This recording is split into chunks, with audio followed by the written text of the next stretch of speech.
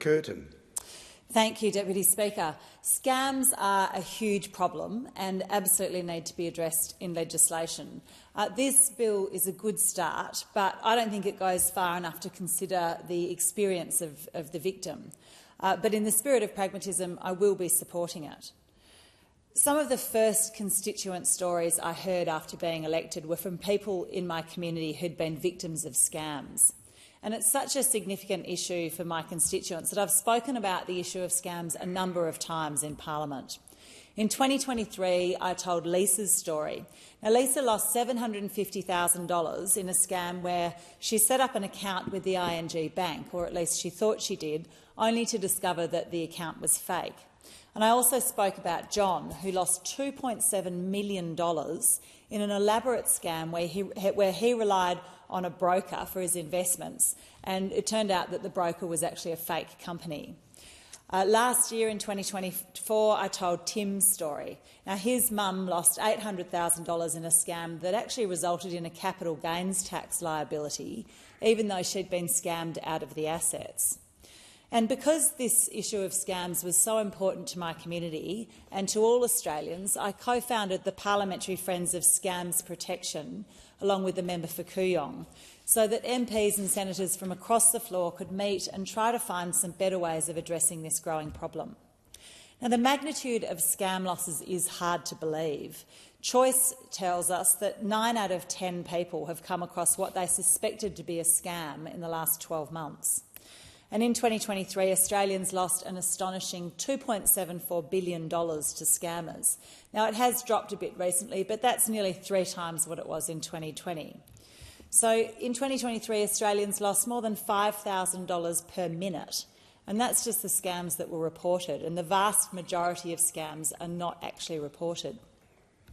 The ACCC says that investment scams were the highest loss category, followed by remote access scams and payment redirection scams. Traditional electronic bank transfers remain one of the most commonly reported means of payments to scammers, but social media scams are also apparently the most profitable. Now, ASIC has found that banks only reimburse between 2 and 5% of customers affected by scams, so really a tiny proportion of the losses that are occurring. And right now there's no clear obligation on banks, telcos or social media platforms in relation to scams management. So that's all to say the introduction of a scams protection framework in Parliament is essential. And I acknowledge the work done to date. The National Anti-Scam Centre was set up in July 2023, and it has a mandate to disrupt scams before they reach consumers, and that's starting to make some impact. But as fast as we work to stop scams, the scammers keep innovating and the scams evolve even faster, so it can feel impossible to keep up. And that brings me to the bill, which is a welcome addition to the network of scam prevention measures, but it could actually be better. What does it actually do? Well, it introduces mandatory sector-specific codes to protect Australians against scams. The framework will first apply to banks, telecommunication companies and digital platforms, but the Minister could consider adding additional sectors as the framework develops and as scams continue to evolve. Now, this bill attempts to protect the vulnerable by creating obligations on those providers. And the bill sets out obligations for businesses that are providing services in one of those 3 regulated sectors to do a few things: to proactively take reasonable steps to detect, prevent and disrupt scams, to report to the ACCC about actionable scam intelligence and scam responses, and to establish internal dispute resolution processes and join an external dispute resolution scheme to resolve customer complaints for scams. And if they don't comply, they may face significant civil penalties. It also sets out the ACCC as the framework regulator, and individual sector regulators can be designated by the Minister. And the Minister can also make codes for each regulated sector. So there are some good things about this approach that I first want to talk about. We absolutely need the regulation. Some of the good things is we absolutely need a simple, clear regulatory framework that can be understood by both businesses and consumers. and it needs to be as clear as possible for business to implement measures and as simple as possible for consumers to access help. Now, some of these principles are addressed here and some have some work to be done. I agree with the government's approach to base the framework on principles. Now, it's such a big problem and it's evolving over time, so we need a broad set of principles on how entities will work to protect consumers. Under the framework, regulated entities are required to publish policies about how they'll respond to scams in relation to the principles of governance, prevent, detect, report, disrupt, respond. And I think it's important to regulate this issue as a progressive problem. It will keep changing. And each entity must take reasonable steps to prevent, detect and disrupt scams. I also appreciate the single-door approach to scams regulation. We need to make scams prevention as accessible as possible for consumers. AFCA has jurisdiction to deal with all scam disputes involving banks, telcos and digital platforms, which will hopefully reduce red tape and complexity. And I do support the safe harbour provisions. The legislation allows for a 28-day safe harbour protection for regulated entities to take proportionate disruptive steps to respond to concerns.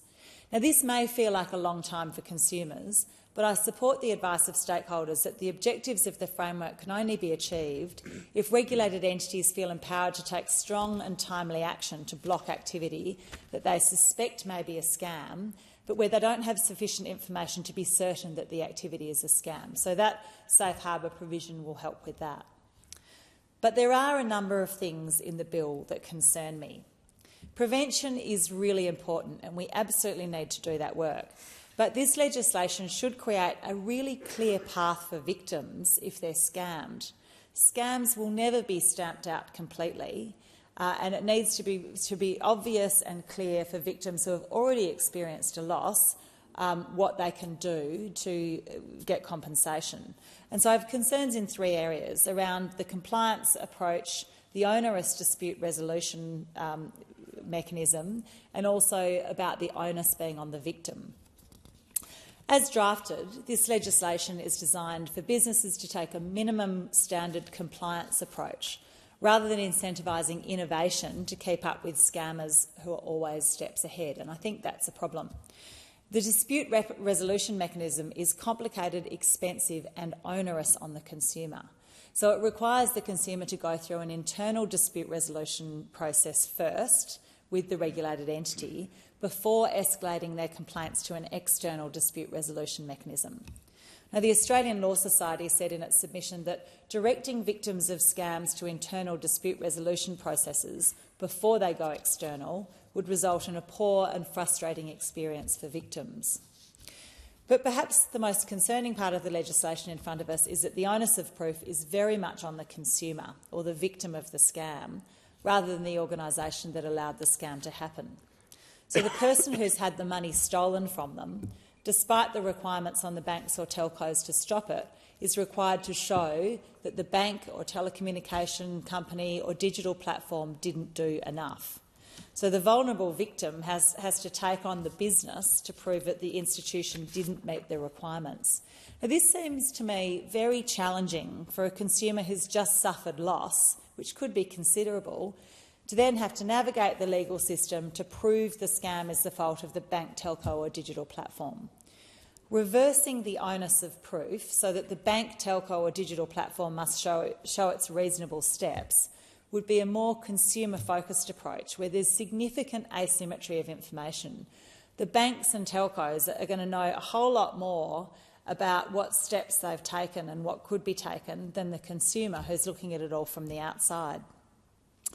Now, where a scam could be avoided by multiple parties, that is a bank and a telco and a digital platform, the risk of the scam harm should be allocated to the party that can avoid the scam harm at least cost. In almost all circumstances, the parties best placed to eliminate or mitigate scam risk will be banking, telecommunications and digital platform companies. This is because, first and foremost, they have control over the architecture and design of their systems and processes. Another way of dealing with it would be a mandatory reimbursement model. Under the UK model, UK banks will be required to reimburse consumers up to a maximum of about $166,000 Australian dollars, unless the consumer acted with gross negligence. So if you've brought it on yourself and it's entirely because of your action, then there's no mandatory reimbursement, but otherwise you will get reimbursed. But instead, Australian consumers will be able to obtain compensation via the AFCA or by exercising their private right of action for damages against regulated firms if and when they can establish a breach of those legal requirements.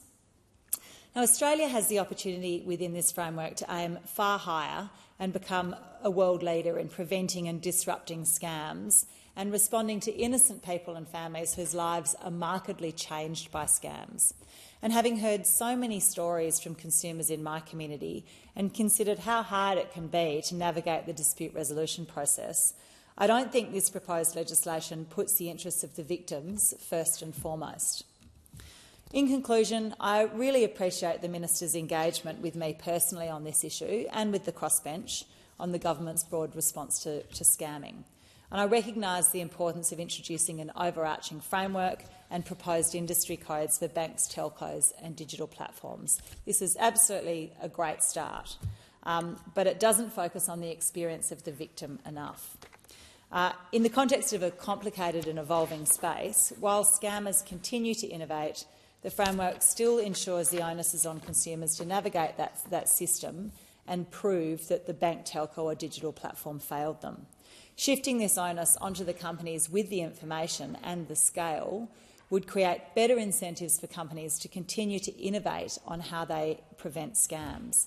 But in the spirit of pragmatism, this framework is better than nothing, and it's definitely an improvement on the existing approach. So I won't let the perfect be an enemy of the good, and on that basis I will be supporting this legislation, but there is a clear opportunity there, perhaps in the future, to make this go further to protect Australians better. Thank you.